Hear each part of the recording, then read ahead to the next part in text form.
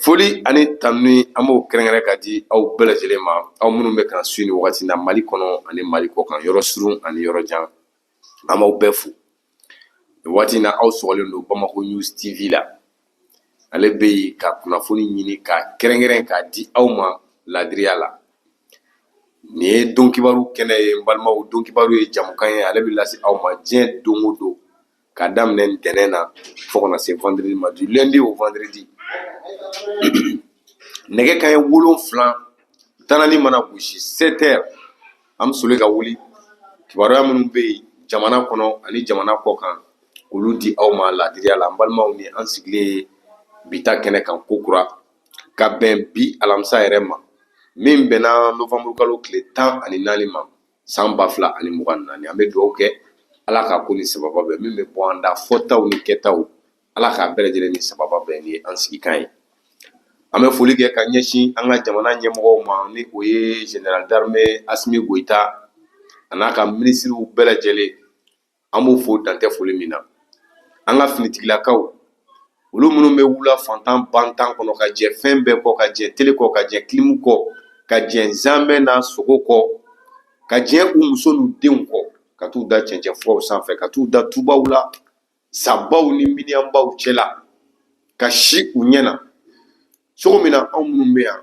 anw ka lakana bɛ se ka sabati donc finitigilakaw an b'aw fo ka tila ka dugawu kɛrɛnkɛrɛnnen kɛ aw ye ala ka aw kisi ala ka aw tanga aw bɛ faso baara de la yarabi ala k'a dɔn aw ye diɲɛ na yan ka tila k'a dɔn aw ye lahara ala ka denw ɲuman to aw kɔ k'aw musow ɲuman to aw kɔ aw bɔra k'u to yan cogo min na aw ka segin ka n'u sɔrɔ yan yarabi aw fana bɛ ka ɲuman min kɛ malidenw ye ala k'a to an kɔnɔ n'o de fɔ bɛɛ tɛ k'i ni di dɛ a ma nɔgɔn bɛɛ tɛ ka faso kuma bɔ a ma nɔgɔn bɛɛ ma o tuma finitigilakaw ye cɛ ye mali sɔrɔsiw ye cɛ ye armée Mali ye cɛ ye garde nationale ye cɛ ye gendarmew ye cɛw ye eaux et forêts ye cɛw ye surveillant de prisons ye cɛw ye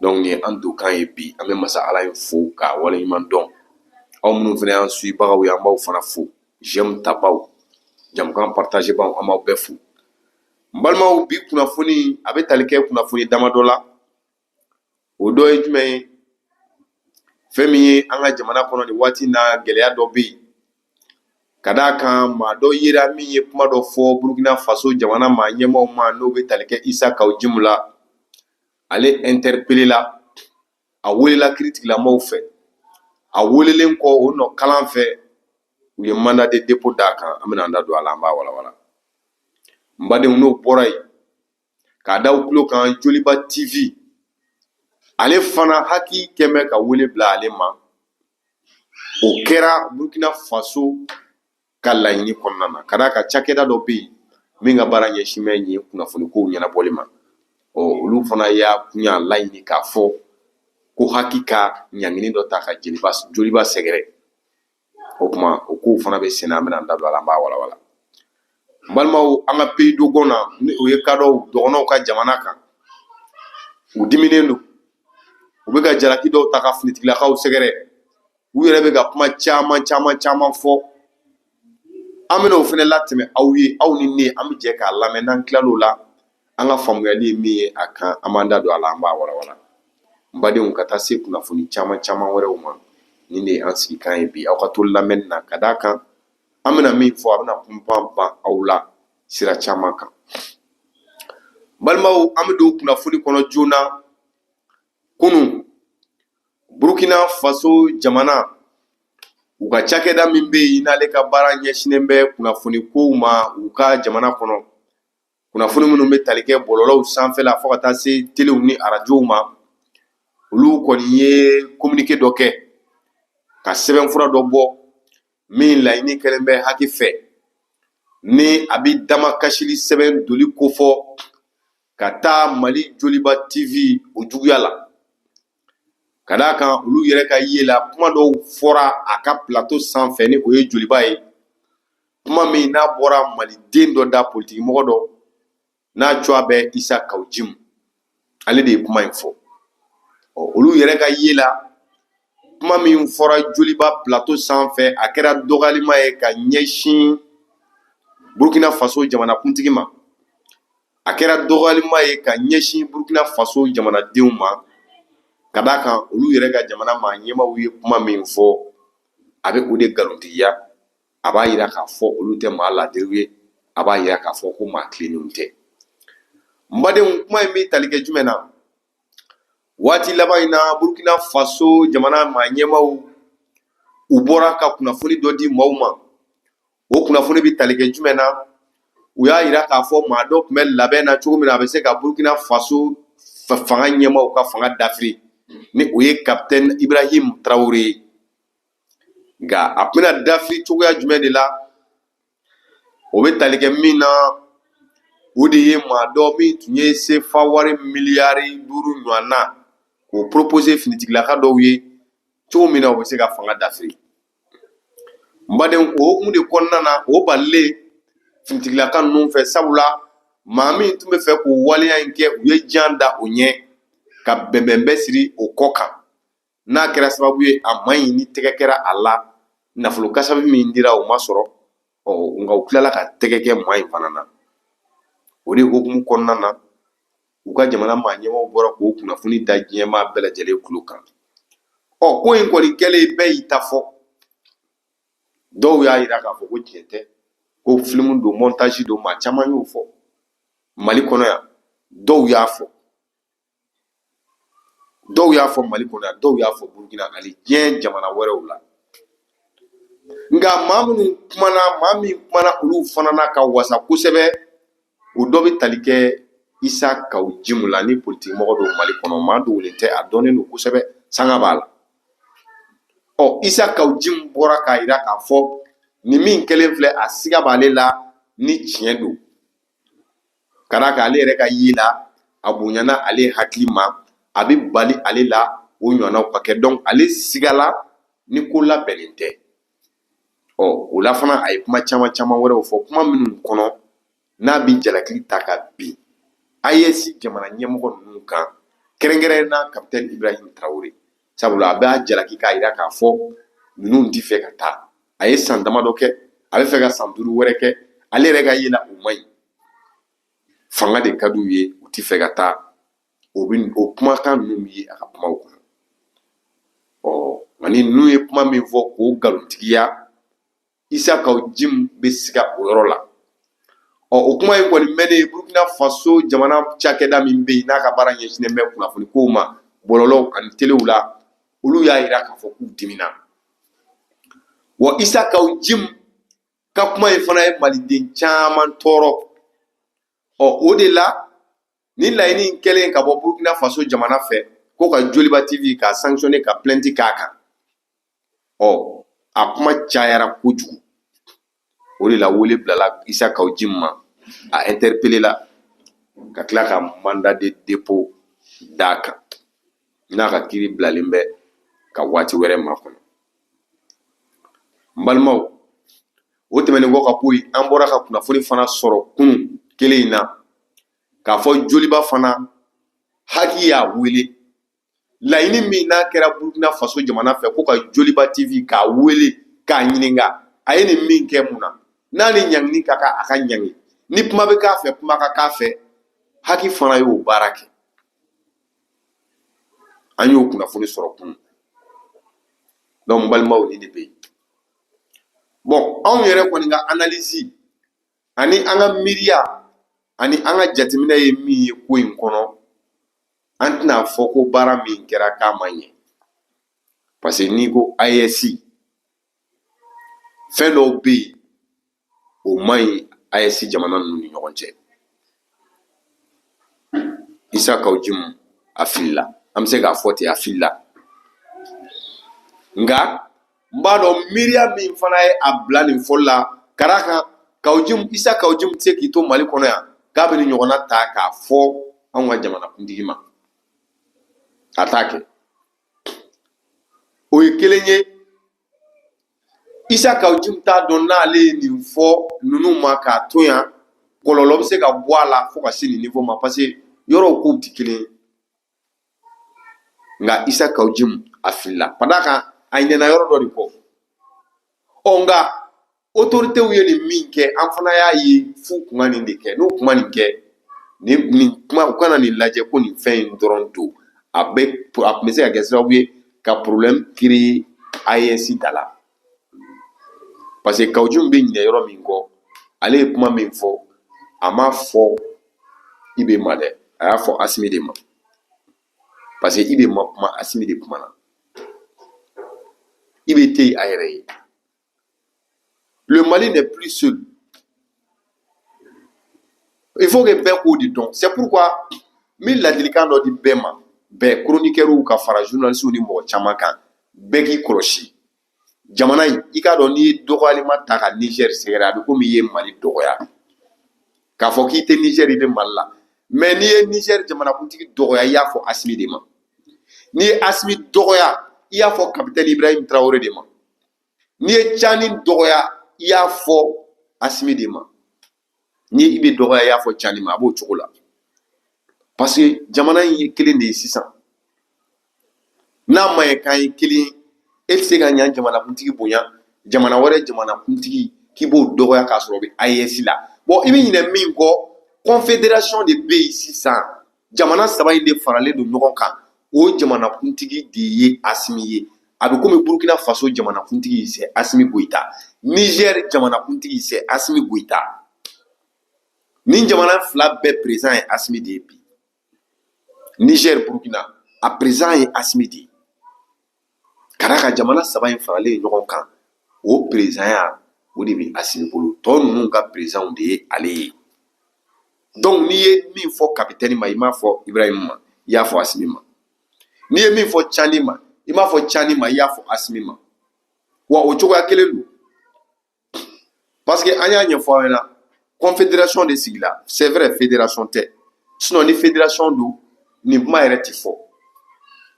Mais confédération don jamanaw bɛ ɲɔgɔn sɔrɔ ɲɔgɔn na fɛn dɔ kɔnɔ. Mais nin bɛɛ nafa ye jumɛn ye o de ye an ka jɛ ka baara kɛ ɲɔgɔn fɛ dan kana kari an ka jamanadenw na dan kana kari an ka fangaw la an ka ɲɔgɔn bonya an ka dɔn k'an ye kelen ye fɛn in dabɔra o de kama. Bon n'a ma ye k'an ye kelen dɔ bɛ dɔgɔya cogo di dɔ tɛ kuma o la. Donc fɔ autorités ka nin kɛ ten. Donc u ye nin min kɛ a ɲɛna nin bɛ se ka kɛ sababu ye fɛn caman bɛ yen a b'o bali. Mais an bɛ min fara yɔrɔ in fana kan il faut que bɛɛ ka yɔrɔ dɔ faamuya parce que an y'a ye chroniqueurs ni journalistes dɔw bɛ ka bɔ ka ko in k'a tɔ juguya. U bɛ ka Isa Kaoujoum u bɛ k'a lagosi u bɛ ka nisɔndiya ni nin ye. Ne bɛ min fɔ o mɔgɔw ɲɛ o de ye an ka sabali. An ka sabali c'est vrai min kɛra kiiri tigilamɔgɔw ye min kɛ u y'u ka baara kɛ an bɛ se k'a fɔ a ɲɛna parce que a bɛna kɛ sababu ye ka don ani fɛn dɔ cɛ. Mais ni Isa Kaoujoum tun b'a dɔn ko nin ale kɛlen ka dɔ fɔ ninnu ka jamana ɲɛmɔgɔ ma ale bɛ kungo sɔrɔ a la yan a t'a fɔ. O ye kelen ye. Filanan ye jumɛn ye il faut que tout le monde sache que Isa Kaoujoum n'est pas l'ennemi de ce pays. Jamana in jugu tɛ. Alhamdulillah e hakɛ to. Hali n'a y'a sɔrɔ Kaoujoum bɛ France supporter kuma caman bɛ yen a b'o fɔ mais Mali jugu tɛ. Kaoujoum ti Mali jugu ye. Mali ka d'a ye. Ni Kaoujoum ta kun ye Mali juguya de ko Mali man d'a ye fiyewu yɔrɔ a kun k'a bɛ bɔ u y'a bali k'a ti bɔ. A fɔra k'a ti bɔ i n'a fɔ an y'a mɛn cogo min na a yɛrɛ da. Depuis o wagati a kun b'i dabɔ Mali ko bɛɛ la. Mais a ko a bɛ bɔ u ma sɔn a ka bɔ a tora Mali kɔnɔ yan a m'i dabɔ Mali ko la halisa a sen bɛ Mali ko la. A kan ka Asimi tanu yɔrɔ min na a bɛ Asimi tanu yen. A man ka tanu yɔrɔ min na a b'o fana kɛ o cogo la. Il n'est pas un opposant déclaré comme ennemi des autorités de la transition. Non, il n'est pas ça. Il n'est pas comme ça. Non. Kuma dɔw la Kaujim bi Asmi défend aba yira ko patriote do jamana kanu bala alna asoro abi maje do fo aka barala mais aba tanu kuma do la ko be kew donc ne rêve Issa Kaujim ka position formula mais ba donc kuma do la c'est vrai moi je soutiens la transition mais je ne suis pas contre certains propos de Issa Kaujim aka propos do be moi je ne suis pas contre alna asoro abi ga minge oni ne ka sira ti sira kelen mais ne tɛ a juguya la o yɔrɔ la parce que a ka fɛn caman bɛ yen n bɛ se k'a jate hali k'a kɛ yɛlɛko ye par exemple Issa Kaujim y'i kale yan ko ni MINUSMA ka mandat n'a renouvelé la ale b'i sen bɔ politique ko la il a dit a y'a kuma fɔ n'a ma renouvelé quoi ko ni MINUSMA taara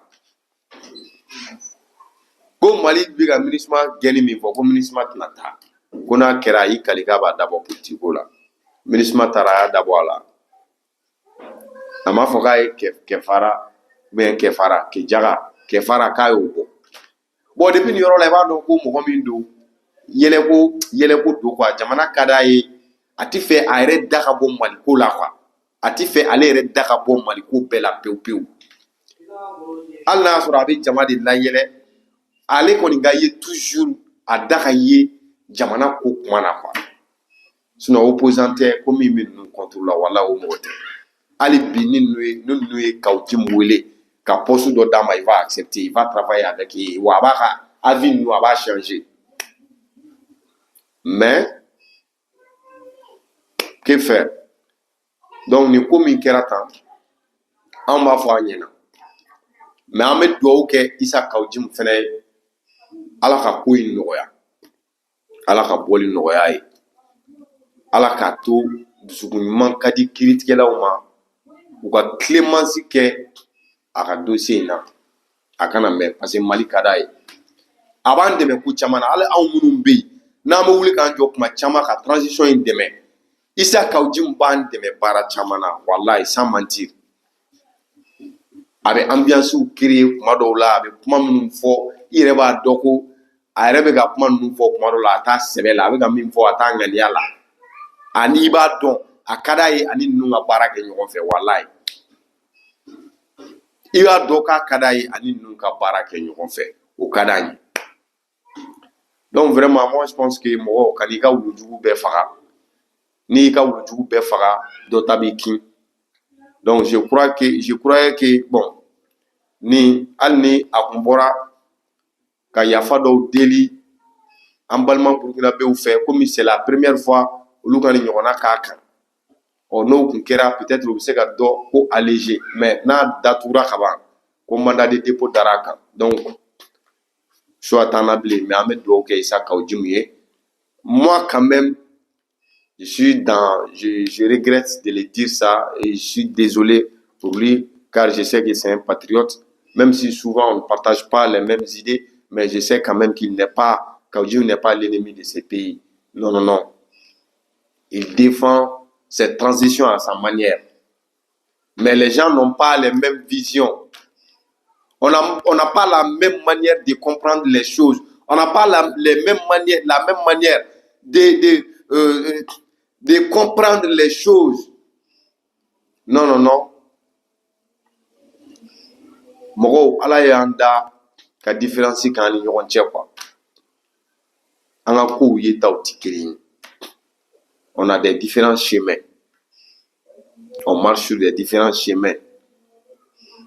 Parce que lui, il pense ainsi.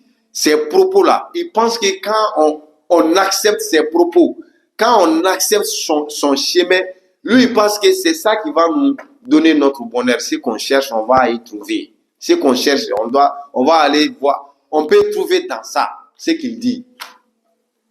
Peut-être c'est sa manière de penser. Mais les gens qui ont renversé le pouvoir de IBK, mais Issa Kaujim était devant, il était le pivot de ces réseaux, je peux dire comme ça. Il était le pivot. Il était le pivot. Tout le monde est conscient que Mahmoud Diko était l'élément lourd de ces réseaux-là. Et c'est Issa Kaudjoum qui était son porte-parole. Il parlait bien, il a pu convaincre les Maliens afin de renverser le président, le feu Ibrahim Boubacar Keïta.